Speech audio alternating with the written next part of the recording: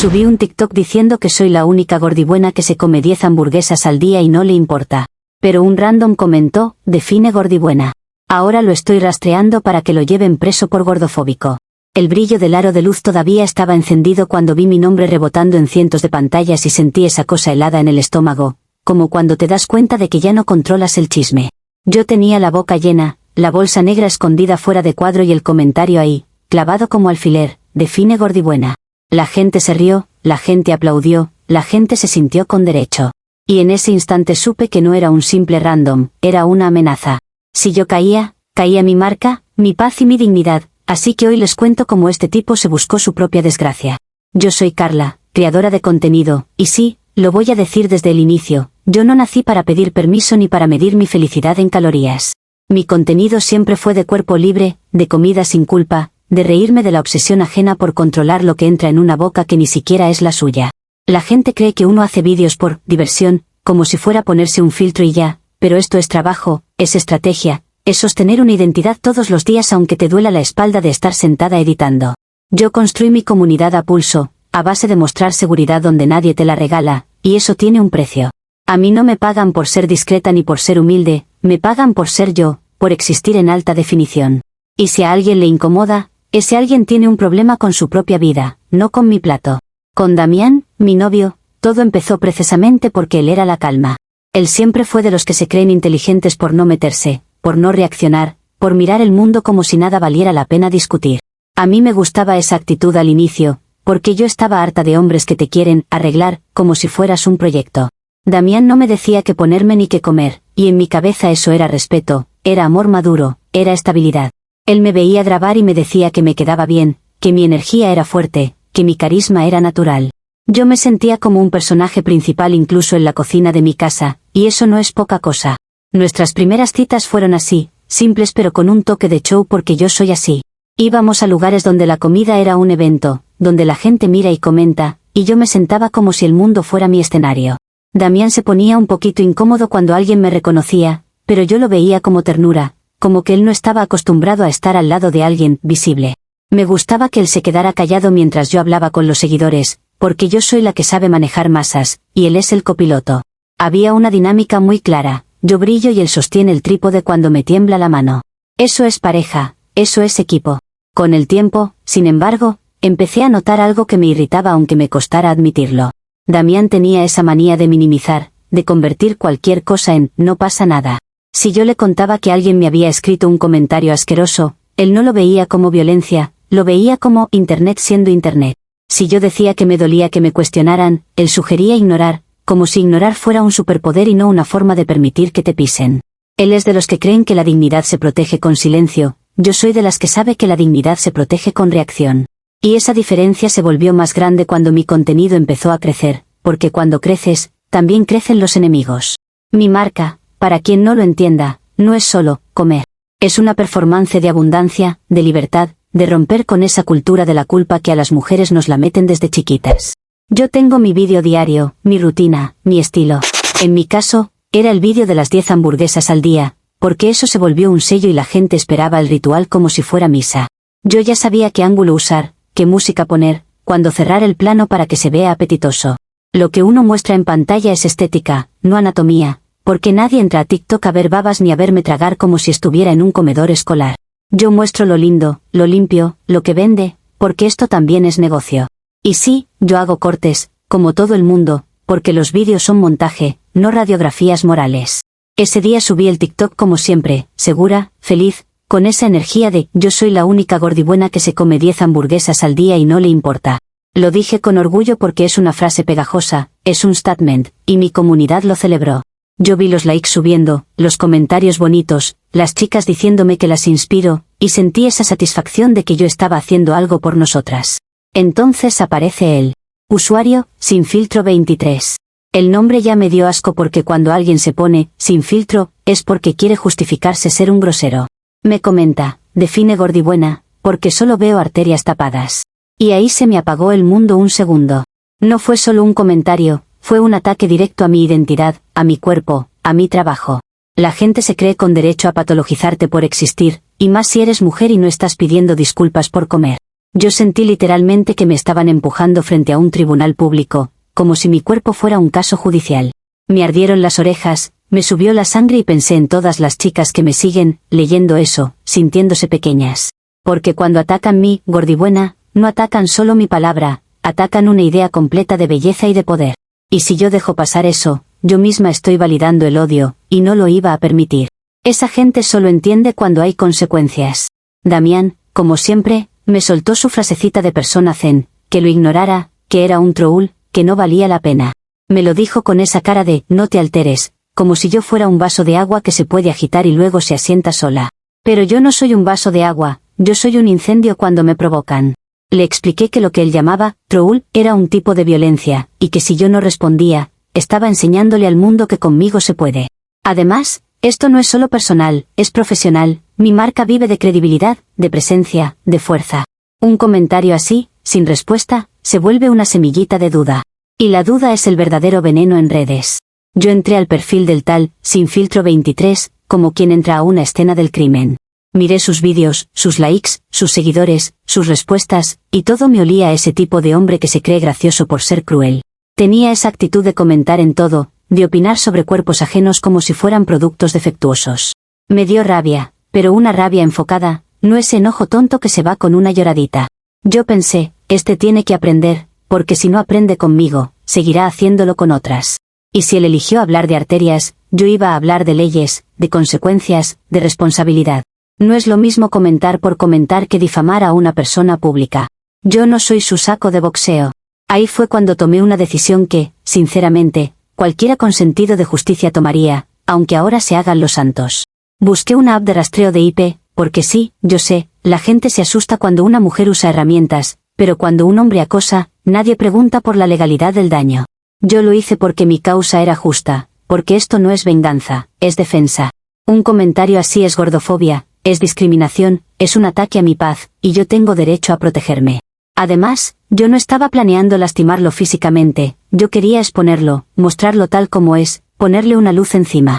Si él se siente cómodo humillando, también debería sentirse cómodo con que lo vean. Cuando la app me dio una ubicación aproximada, me sentí aliviada y poderosa, como si el universo me hubiera confirmado que yo no estaba exagerando. Me preparé mentalmente para ir hasta el final, porque una cosa es hablar de justicia en comentarios y otra es sostenerla cuando hay acción. Damián me vio con el celular y me preguntó qué hacía, y yo le dije que estaba cuidando mi negocio, porque claro, a él le cuesta ver que esto es un trabajo real. Él me pidió que parara, que no me metiera en problemas, que pensara en las consecuencias. Y yo pensé en las consecuencias, sí, pero en las mías, no en las del agresor. No es justo que el que hiere duerma tranquilo y el herido tenga que ser maduro. Esa noche hice una lista mental de todo lo que le iba a decir sin decirlo en forma de diálogo, porque yo no necesito gritar para humillar, yo necesito que la cámara capture su cara cuando entienda. Yo me imaginé llegando, grabando, preguntándole frente a su puerta si se sentía orgulloso de ser gordofóbico. Yo me imaginé a mis seguidores viendo el desenmascaramiento, a las marcas aplaudiéndome por no quedarme callada, a todo TikTok entendiendo que conmigo no se juega. Y sí, pensé en la palabra, preso, porque hay gente que necesita que le pongan un ejemplo, aunque sea simbólico. Si él quería hablar de arterias, yo quería hablar de cárcel, para que aprenda a medir sus palabras. Damián, por supuesto, trató de frenarme con lógica. Me dijo que me estaba obsesionando, que un comentario no justifica ir a una dirección, que eso es peligroso. Yo lo miré como se mira a alguien que no entiende el mundo en el que estás luchando. Le expliqué que él tiene el privilegio de ignorar, porque a él no lo atacan por existir. A mí sí. A mí me cuestionan el cuerpo, el valor, la belleza, el derecho de comer. Y si él era mi pareja, su trabajo era sostenerme, no sermonearme como si fuera un tutor. Yo no le pedí permiso para ser quien soy, solo le pedí que no se interpusiera. Así que decidí que iba a ir a su casa a grabarlo y exponer su gordofobia al mundo, porque él atacó primero y yo solo me defiendo con exposición mediática. No es venganza si es justicia, no es acoso si es respuesta, no es exageración si es supervivencia. Yo cerré la app, cargué el teléfono, preparé mi cara de cámara y esa determinación que tengo cuando sé que estoy en lo correcto. Y aunque Damián suspiró como si estuviera cargando un problema ajeno, yo ya había cruzado el punto de no retorno.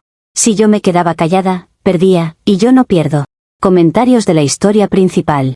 Usuario anónimo 1 dice, o sea que te ofendes porque un tipo te comenta, define gordibuena, pero tú misma admites que te metiste una app para rastrearle la IP y caerle a la casa como si fueras la policía de TikTok. Eso no es defensa, es acoso con aro de luz y complejo de protagonista. Respuesta de la OP. A mí me da risa cómo se les activa lo legalista solo cuando una mujer se defiende, porque cuando me llaman, arterias tapadas, nadie está aquí llorando por mi seguridad emocional. Yo no soy la policía de TikTok, soy una persona pública protegiendo su marca y su comunidad, y si a ti te incomoda, pregúntate por qué te identificas tanto con el random. El que no hace daño no teme ser expuesto. Usuario Anónimo 2 dices que es body positive y comer sin culpa, pero lo único que estás haciendo es armar un show para monetizar, y encima quieres mandar preso a alguien por un comentario. Si tu autoestima fuera real, no estarías planeando un allanamiento influencer con tu pobre novio de chofer. Respuesta de la OP. Mi autoestima es tan real que justamente por eso no dejo que me pisoteen gratis, corazón, porque la seguridad no es quedarse callada, es poner límites. Y Damián no es, pobre, él es mi pareja y si no puede apoyar en algo tan básico como acompañarme, entonces el problema es su falta de carácter, no mi reacción. Ustedes confunden, ser tranquila, con, ser manipulable, pero conmigo esa película no. Actualización 1. Ha pasado 2 días desde la última actualización y todavía me tiembla el ojo cuando recuerdo la cara de seguridad con la que ese tipo me quiso dar clases de moral. Yo me levanté con esa mezcla de adrenalina y claridad que te da cuando sientes que vas a hacer algo importante, algo que va a marcar un antes y un después. Damián intentó hacerse el ocupado para zafarse, pero yo le dejé claro que esto era por los dos, porque si mi marca se cae nuestro estilo de vida, y eso sí le importó. Me subí al carro como si fuera a una alfombra roja, con el celular listo, batería al 100, y esa energía de hoy se cae una careta. Yo iba ensayando mentalmente mi cara de víctima fuerte, porque uno no se defiende lloriqueando, se defiende con narrativa. El trayecto fue incómodo porque Damián manejaba como si estuviera yendo a un funeral, y en cierto modo lo era, solo que el muerto iba a ser el ego de Sin Filtro 23. Yo le iba diciendo a Damián que no hablara, que no improvisara, que solo siguiera mis indicaciones, porque en estas cosas una palabra mal dicha se vuelve clip fuera de contexto. Él me decía que esperaba que yo supiera lo que hacía, y yo le respondí que claro que sabía, porque yo entiendo el algoritmo mejor que él entiende su propio carácter. Llegamos a la dirección, yo me acomodé el cabello en el espejo, y me aseguré de que mi cara se viera, cansada pero digna, porque el dolor vende, pero el dolor con maquillaje vende más. Damián tragó saliva y me dijo que por favor no me metiera en problemas, y yo pensé que qué curioso que siempre me piden prudencia cuando el otro ya fue imprudente conmigo. Cuando bajé del carro, lo primero que noté fue que la dirección no era una casa como yo imaginé, era un local, y eso me dio más gasolina, porque el universo claramente quería que esto fuera público.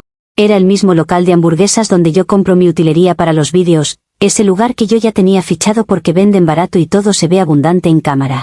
En ese instante sentí que esto no era casualidad, era destino, porque el tipo que me atacó estaba literalmente vinculado a mi contenido. Yo miré a Damián y le dije que se quedara cerca, porque íbamos a grabar un momento histórico. Él me pidió que lo pensara, pero yo ya tenía el live abierto y el contador de espectadores subiendo, como un corazón latiendo en tiempo real. Entré grabando en vivo, sin pedir permiso porque cuando a ti te discriminan, no le pides permiso al discriminador para existir. Empecé a decir que estaba en el lugar donde trabajaba un gordofóbico, que la gente debía saber, que no se trata de un comentario, se trata de un patrón de odio. Yo caminaba entre mesas como si fuera una reportera de guerra, y la gente me miraba raro, pero también curioso, porque el drama llama, siempre llama. Sentí esa energía de main character que me sostiene, porque yo nací para esto, para confrontar. Mi voz temblaba un poco, sí, pero era un temblor de coraje, no de miedo, y eso se nota. Alguien del personal me preguntó qué estaba haciendo, y yo dije que estaba denunciando discriminación, que es un tema serio, que no intentaran callarme porque eso sería censura. Me acerqué al mostrador como si fuera a pedir mis 10 hamburguesas, pero yo no estaba ahí para comprar, estaba ahí para exponer. Yo repetí el nombre del usuario en voz alta, Sin Filtro 23, como si fuera un conjuro que lo invoca. Dije que el dueño del comentario debía dar la cara porque a mí no me va a insultar desde un teclado y luego esconderse tras un delantal. Y justo cuando lo dije, se abrió una puerta de cocina y lo vi. Leo salió de la cocina con una tranquilidad que me pareció ofensiva, porque cuando tú has hecho daño deberías salir con vergüenza, no con calma. Era un tipo normal, de esos que se creen superiores por ser serenos, como si la serenidad borrara lo que escribió. Yo lo enfoqué de inmediato, y le dije que era él, que lo reconocía, que no se hiciera. Él ni siquiera se alteró, solo miró la cámara con esa expresión de «esto es ridículo», que a mí me irrita porque es una forma de invalidarte. Yo le dije que su comentario fue gordofobia y que yo estaba ahí para que se hiciera responsable. Y él, con la voz más tranquila del mundo, dijo frente a mi cámara algo que no me esperaba. Dijo que preguntó por qué yo compro 10 hamburguesas, Me grabo oliéndolas y luego las tiro todas a la basura del estacionamiento. Lo dijo así, como quien comenta el clima, como si estuviera describiendo una rutina cualquiera. Y añadió que eso era desperdicio, no orgullo. Yo sentí que se me iba el aire porque esa frase me tocó en el único lugar que la gente no perdona, la autenticidad. La pantalla se llenó de comentarios a una velocidad brutal, y yo veía cosas como, ¿las tiras? ¿Es fake? ¡Qué asco! No puedo creerlo. En segundos, el live dejó de ser mi escenario y se volvió un juicio público donde yo era la acusada. Yo traté de recuperar control diciendo que él estaba inventando, que era difamación, que estaba tratando de voltear la narrativa para salvarse. Pero mientras yo hablaba, mi cara ya estaba haciendo ese microgesto que te delata, ese segundo de shock que la gente corta y sube como meme. Sentí la vergüenza subir, pero también la rabia, porque él no tenía derecho a contar mi proceso creativo como si fuera evidencia criminal.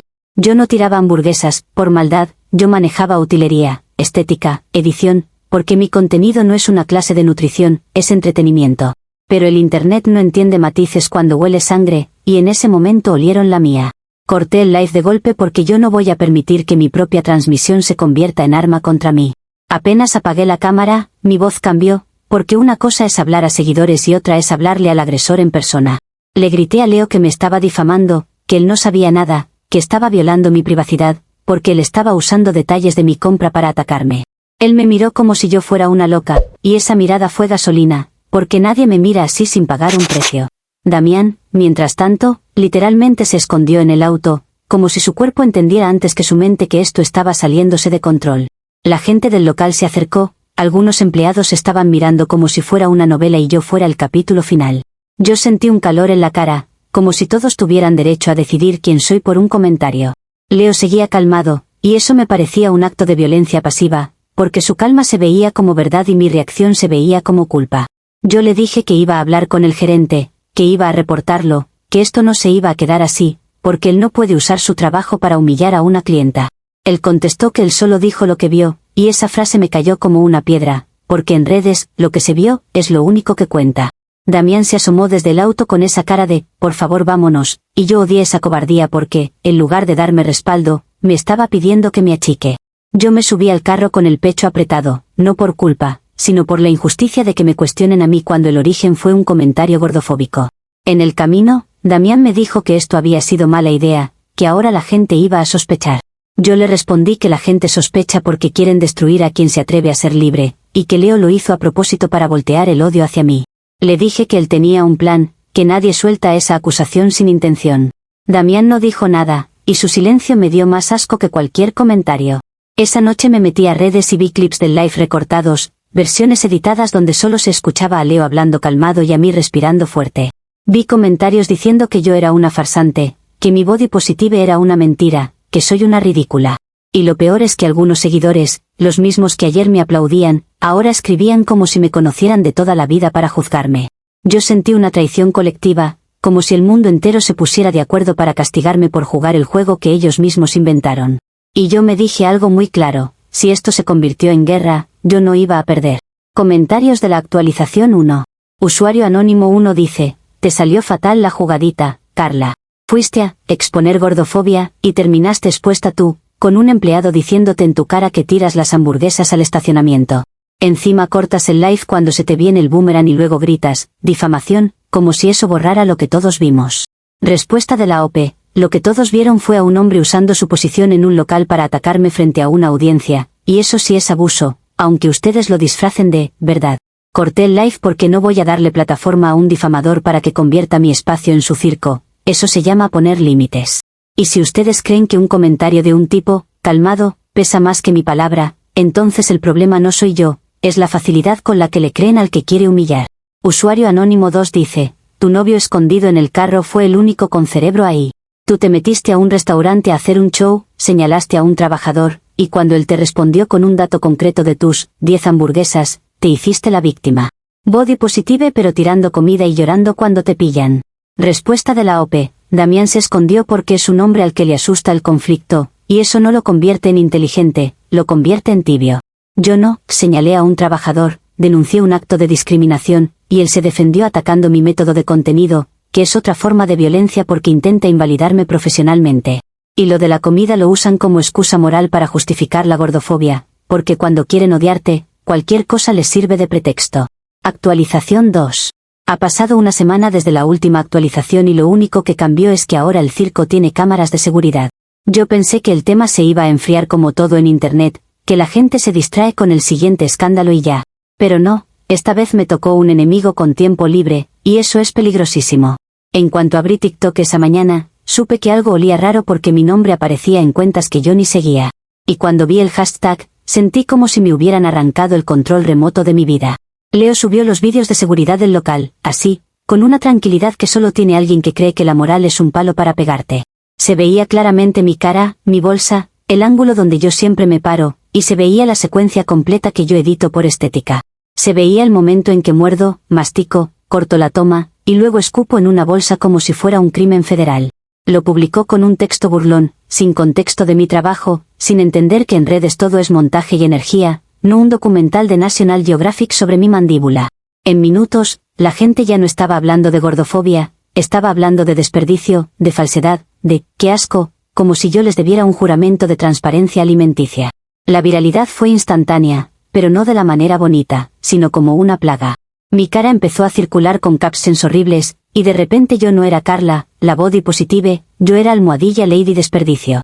Me hacían duetos poniendo música de circo, me comparaban con gente que estafa, me trataban como si fuera una delincuente por editar un vídeo. Había personas contando anécdotas inventadas sobre mí, diciendo que siempre supieron que era falsa, como si yo fuera un personaje que les debía coherencia perfecta. Lo más enfermizo es que algunos decían que era justicia divina, como si el algoritmo fuera Dios y ellos fueran sus monaguillos con celular. Yo traté de responder con lógica, porque una cosa es que te ataquen y otra es dejar que te definan. Subí un vídeo diciendo que esos clips eran una violación a mi privacidad, porque yo no autoricé que un local usara su seguridad interna como contenido para humillar a una clienta. Lo dije con calma, con palabras correctas, con tono de denuncia, porque cuando hablas serio a veces el público se asusta y se calla. También dije que esos vídeos podían estar editados con IA, porque hoy en día cualquiera puede manipular una imagen y la gente se lo traga entero si confirma su prejuicio. Yo lo hice por protección, no por paranoia, porque hay que anticipar el daño cuando eres figura pública. Pero la gente, en lugar de entender, se emocionó más, como si mi intento de defenderme fuera gasolina. Me llegaron mensajes de marcas preguntando, ¿qué está pasando?, y ese tipo de preguntas son un puñal con sonrisa. Yo les explicaba que era un ataque coordinado, que había acoso, que yo estaba siendo víctima de un hombre resentido que quería colgarse de mi nombre. Algunas me dejaron en visto, otras me dijeron que pausarían campañas, hasta nuevo aviso, como si yo fuera un producto defectuoso en una estantería. Sentí rabia, pero una rabia limpia, porque yo sabía que estaba siendo castigada por no quedarme quieta. Y ahí entendí que Leo no solo quería humillarme, quería quitarme la capacidad de vivir de lo que hago. Para mí eso ya no era chisme, eso era guerra económica. Intenté resolverlo de forma civilizada, primero, porque yo tampoco soy un monstruo sin control, yo sé cuándo usar guante de seda.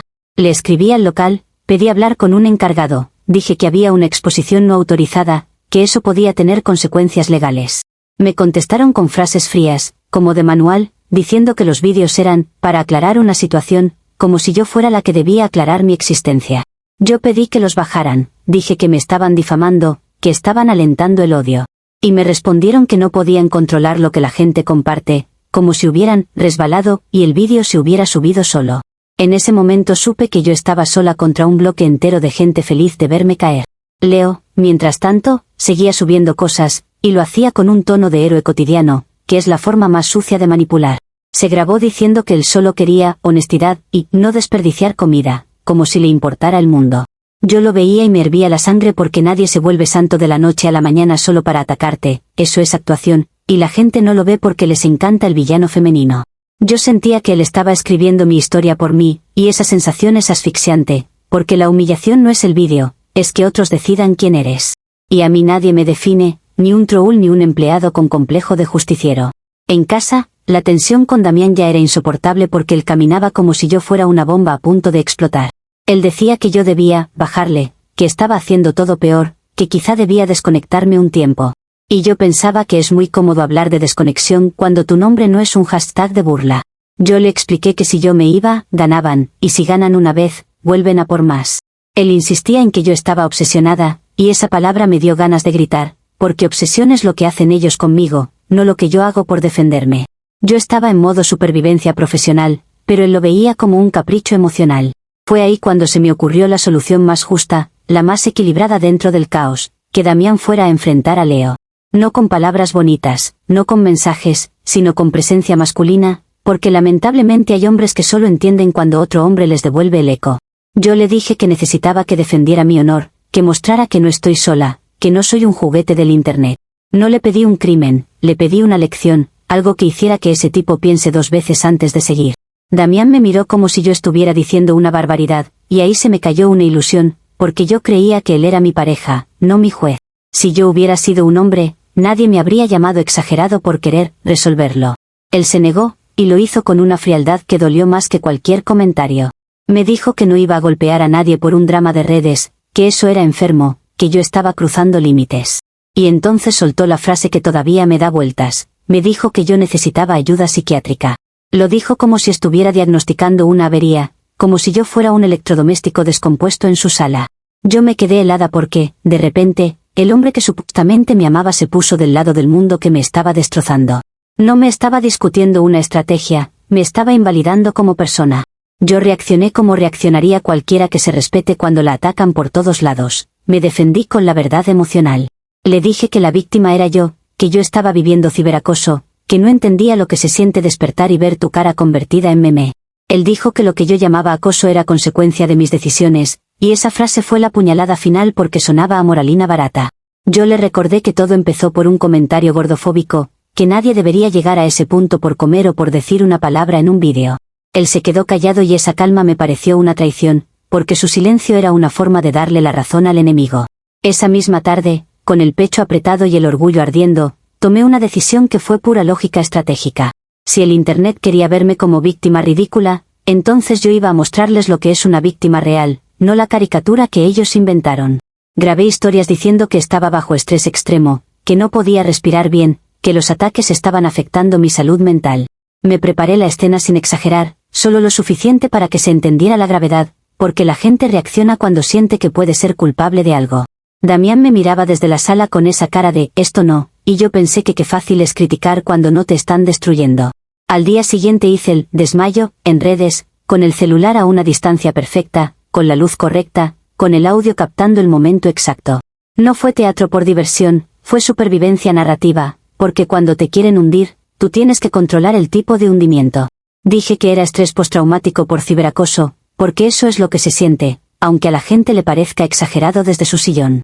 La reacción fue inmediata, porque el público es hipócrita. Primero te tiran piedras y luego se asustan cuando sangras. Empezaron a llegar mensajes de fuerza, de no estás sola, de denuncia, como si hace 2 horas no estuvieran riéndose. Con esa ola de apoyo, abrí una colecta, porque yo también tengo que pagar cosas y porque la salud mental cuesta, aunque a la gente le guste fingir que es gratis. Puse un texto bonito, serio, hablando de reconstruir mi paz y de asesoría legal, porque si me estaban atacando, yo necesitaba recursos. En mi cabeza era justo, porque nadie se hace cargo del daño que te hacen, y luego te exigen que sonrías. Algunas personas donaron y yo sentí un alivio momentáneo, como si por fin alguien entendiera que esto no era un chiste. Pero al mismo tiempo vi comentarios diciendo que era manipulación, que era estrategia, que yo estaba lucrando con mi dolor, como si mi dolor no fuera real solo porque tengo seguidores. Lo peor es que el desmayo, en lugar de cerrar bocas, abrió más, porque el Internet es adicto a sospechar. Empezaron a pedirme pruebas médicas, certificados, explicaciones, como si yo tuviera que rendir cuentas clínicas a desconocidos. Algunas cuentas grandes se dedicaron a analizar mi vídeo cuadro por cuadro, diciendo que mi caída era demasiado estética, y eso me dio ganas de vomitar de rabia. Leo, por supuesto, no se quedó callado y dejó caer comentarios insinuando que yo era falsa hasta para desmayarme. Ahí entendí que él no iba a parar, porque ya no era justicia para él, era disfrute. Damián, en casa, se puso más distante, como si yo le diera vergüenza. Yo lo veía y sentía que me estaba castigando por no ser la novia fácil, la que se ríe de todo y ya. Le dije que su frialdad también era violencia, porque me estaba dejando sola en el peor momento, y él dijo que no podía con esto. Esa palabra, esto, me sonó como si yo fuera un problema con patas. Yo le respondí que el amor no es solo abrazar en lo bonito, es quedarse cuando te quieren quemar. Y él no contestó, pero su silencio me dejó una amenaza flotando en el aire, como si algo se estuviera rompiendo sin que nadie lo toque. En cuestión de días, la colecta empezó a atraer otra clase de atención, esa atención fría de la gente que reporta por deporte. Vi mensajes diciendo que iban a denunciar la recaudación, que era fraude, que yo estaba engañando a la gente. La plataforma empezó a pedirme verificaciones extrañas, y yo sentí esa presión en el pecho que te da cuando sabes que alguien está moviendo hilos. Yo cerré el teléfono y me miré al espejo pensando que esto se había convertido en algo que ya no controlaba. Y en ese instante entendí que la siguiente semana iba a ser peor, porque cuando el Internet huele debilidad, no la respeta, la devora. Comentarios de la actualización 2. Usuario anónimo 1 dice, ahora sí se te cayó la máscara completa. Te pillaron con cámaras de seguridad mordiendo y escupiendo en una bolsa, y en vez de asumir que tú, marca, era puro show, sales con que sí hay privacidad. Encima le pides a tu novio que vaya a golpear al tipo y cuando no quiere, lo tratas como si te debiera delitos por amor. Respuesta de la OP, me parece impresionante cómo convierten un proceso de contenido en una sentencia moral, como si grabar fuera igual que confesar un pecado. Lo de IA y privacidad no es invento, es una realidad. Yo no autoricé que un tercero use material interno para lincharme públicamente, y eso es grave aunque a ustedes les parezca entretenido. Y sobre Damián, yo no le pedí que sea delincuente, le pedí que deje de ser espectador de mi humillación, porque una pareja que mira cómo te destruyen y solo dice, cálmate, no es pareja, es mueble. Usuario anónimo 2 dice, el desmayo fue de antología, Carla. Te hacen viral por desperdiciar hamburguesas y tú respondes fingiendo estrés postraumático para abrir una colecta. Eso no es salud mental, eso es manipulación premium con aro de luz, y lo peor es que todavía te pones en plan víctima como si no hubieras elegido cada paso. Respuesta de la OP, ustedes son expertos en diagnosticar desde el odio, pero cuando alguien colapsa de verdad, ahí sí se hacen los inocentes. Si a mí me atacan miles de personas y me convierten en un hashtag, claro que eso afecta, y si tú nunca has vivido una exposición así, tu opinión es irrelevante. La colecta no es manipulación, es una forma de sobrevivir mientras me defienden de un linchamiento, porque el daño que me hicieron no lo paga tu sarcasmo ni lo repara tu superioridad moral. Actualización 3. Han pasado un año desde la última actualización y todavía hay días en los que siento que mi vida se partió en dos por un puñado de vídeos y una palabra mal usada por la gente equivocada. Yo pensé que con el tiempo todo se acomodaba, que el algoritmo se aburría, que el mundo tenía memoria corta. Pero cuando te marcan con un apodo, te lo pegan como etiqueta de precio y luego pretenden que camines normal por la tienda. Yo pasé meses intentando sostenerme con uñas, con orgullo, con lo que quedaba de mi audiencia.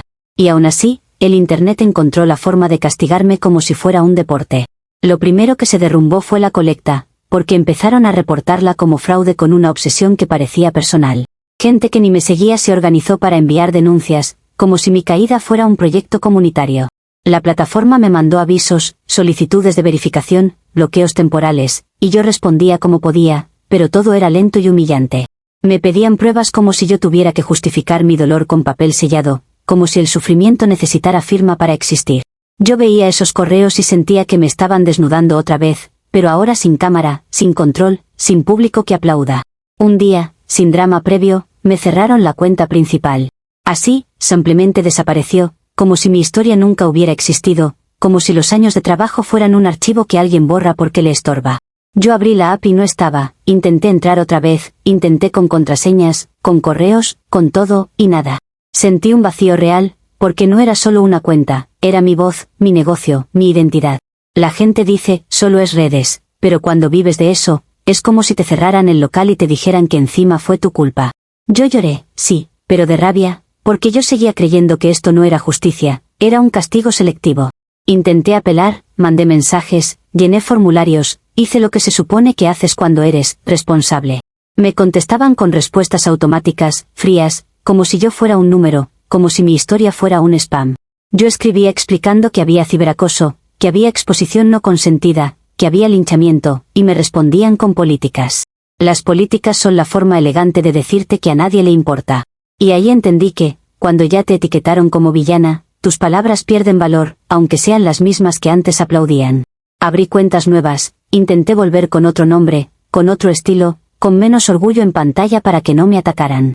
Pero el daño ya estaba hecho, porque la gente llegaba igual, olfateando como si fueran perros entrenados a buscar vergüenza.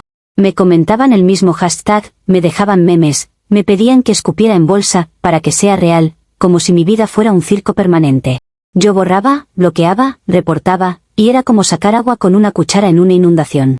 Me di cuenta de que no estaban interesados en mi contenido, estaban interesados en mi caída, y eso es una adicción colectiva que nadie quiere admitir. Damián, en todo ese proceso, se fue apagando como si yo lo estuviera drenando, y me daba una rabia enorme porque el que más se beneficiaba de mi éxito era él. Cuando yo estaba arriba, él disfrutaba la tranquilidad económica, los regalos, los viajes, la comodidad de estar con alguien importante. Pero cuando me tocó el barro, él empezó a hablar de paz, como si mi vida fuera un ruido que le estorbaba. Discutíamos por todo, por mi celular, por mis intentos de volver, por mis ataques de ansiedad, y él siempre terminaba en el mismo punto, que yo estaba obsesionada, que yo necesitaba ayuda, que él no podía. Yo lo escuchaba y pensaba que es muy fácil querer una novia famosa, pero no querer a la persona cuando la fama se vuelve cuchillo. La semana en que me cerraron la cuenta, Damián me dejó. No lo hizo con una pelea épica ni con lágrimas, lo hizo con esa frialdad que todavía me da escalofríos. Me dijo que ya no se reconocía en la relación, que todo era caos, que yo necesitaba sanar sola, y lo dijo como si me estuviera haciendo un favor. Yo me quedé mirándolo, esperando que recapacitara, esperando que al menos se sintiera culpable por abandonarme cuando más lo necesitaba. Pero él no dudó, y esa falta de duda fue la confirmación de que su amor era comodidad, no compromiso. Yo sentí que me arrancaban el piso, porque una cosa es perder seguidores y otra es perder al cómplice de tu vida diaria. Como si el universo tuviera sentido del humor cruel, al poco tiempo empecé a verlo en redes con otra chica. Una chica fitness, de esas que mastican ensalada como si fuera oración, de esas que suben platos limpios y se los comen sin editar. La gente lo celebraba, lo felicitaban, le decían que ahora sí estaba en un camino sano, como si yo fuera una enfermedad que él superó. A mí me ardía porque yo sabía que él estaba usando esa relación como demostración pública de que él era el bueno. Y el internet ama esas narrativas simples, el héroe que deja a la loca y se va con la correcta. Nadie se preguntó quién sostuvo a quién cuando todo estaba bien, porque eso no da likes. Yo, con la cuenta principal muerta y con Damián fuera, tuve que reinventarme, porque la vida no se paga con orgullo. Intenté hacer un giro hacia lo saludable, porque pensé que si el público me odiaba por desperdicio, entonces yo podía entrar por el lado de aprendizaje y cambio. Me presenté como coach de vida saludable, hablé de disciplina, de autocuidado, de hábitos, de reconstrucción. En mi cabeza era inteligente, era crecimiento, era darle la vuelta al golpe. Pero nadie me creyó, porque en internet no importa lo que hagas hoy, importa lo que una vez te adjudicaron y repitieron 1000 veces. Cada vídeo nuevo recibía la misma burla, como si la gente estuviera esperando que yo pidiera perdón de rodillas para recién escucharme. Yo me di cuenta de que el problema no era solo lo que hice, era lo que representaba para ellos. Para muchos, yo era la excusa perfecta para odiar a una mujer con cuerpo grande que se atrevió a ser segura. Entonces me usaban como advertencia, como cuento moral, mira lo que pasa si te crees demasiado, mira lo que pasa si no te disculpas por existir. Yo leía eso y me daban ganas de gritar, porque nadie hizo un cuento moral con Leo por exponer vídeos internos, nadie lo castigó por convertir mi humillación en contenido. A él lo trataron como honesto, y a mí como monstruo, y esa simetría me parecía enfermiza. La parte económica fue la que más me golpeó, porque ahí no hay discurso que te salve. Tuve que aceptar un trabajo en un servicio de catering, algo que jamás imaginé porque yo siempre fui la que mostraba comida, no la que sirve comida a otros. El primer día me puse el uniforme y sentí que me había encogido, como si me hubieran borrado el brillo a fuerza. Era irónico hasta el dolor, yo, que me vendía como abundancia, ahora estaba contando bandejas y siguiendo órdenes. Y encima había reglas estrictas de higiene y control, así que yo trabajaba rodeada de comida que no podía tocar libremente, como si el universo me estuviera haciendo una broma privada. En eventos, mientras yo servía, escuchaba a la gente hablar de influencers, de tendencias, de escándalos, y a veces alguien mencionaba el hashtag de hace un año como si fuera leyenda urbana. Me daban ganas de acercarme y decir que esa soy yo, que estoy aquí, que sigo viva, que no soy un meme, soy una persona. Pero yo me callaba porque aprendí que cuando ya te etiquetaron, hablar es darles material. Yo tragaba saliva y servía canapés con una sonrisa profesional que me dolía. Y en ese silencio, yo sentía una mezcla de odio y determinación, porque aunque me hubieran quebrado, yo no quería darles el placer de verme rendida. Lo más humillante fue enterarme, por terceros, de lo que pasó con Leo. Resulta que lo ascendieron a gerente regional de la cadena de hamburguesas, y lo celebraron como si fuera un ejemplo de integridad. Decían que gracias a la publicidad y a su honestidad, la marca creció, que su local se volvió conocido, que la gente iba a tomarse fotos donde cayó la influencer. Yo lo imaginé ahí, con camisa planchada, sonriendo, capitalizando lo que me destruyó.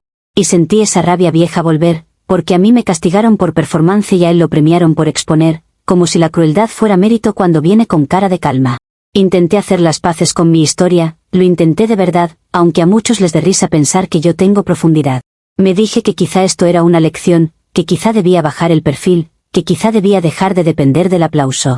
Pero cada vez que pensaba en el origen, en ese comentario de «define gordibuena», me volvía a sentir atacada, porque para mí todo empezó con una agresión, y el mundo actuó como si esa agresión fuera un detalle menor. Me pedían arrepentimiento por el desperdicio, pero nadie pedía disculpas por la gordofobia, y esa balanza me parecía una mentira. Yo seguía convencida de que el primer golpe lo dieron ellos, solo que el Internet decidió que mi respuesta era el verdadero crimen. Con el tiempo, mi nombre dejó de ser tendencia, pero no dejó de existir como cicatriz. Ya no soy la de antes, pero tampoco soy la caricatura que inventaron, aunque a veces me miren como si lo fuera. Damián se fue a vivir su vida, correcta, Leo subió en su trabajo, y yo me quedé haciendo turnos, mirando bandejas, pensando en cómo una narrativa puede matar una carrera. Lo irónico es que el mundo dice que todo esto fue consecuencia, como si la consecuencia fuera un Dios justo y no una multitud con hambre de ver caer a alguien. Y aún así, si me preguntas hoy, lo más absurdo es que ellos dicen que yo no puedo definirme, pero los que nunca pudieron definir la diferencia entre justicia y espectáculo fueron ellos. Comentarios de la actualización 3.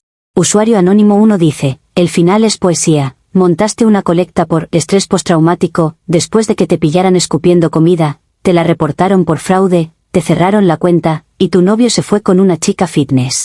Y todavía lo cuentas como si el mundo te debiera una disculpa, cuando lo único que hiciste fue construir tu marca sobre mentiras.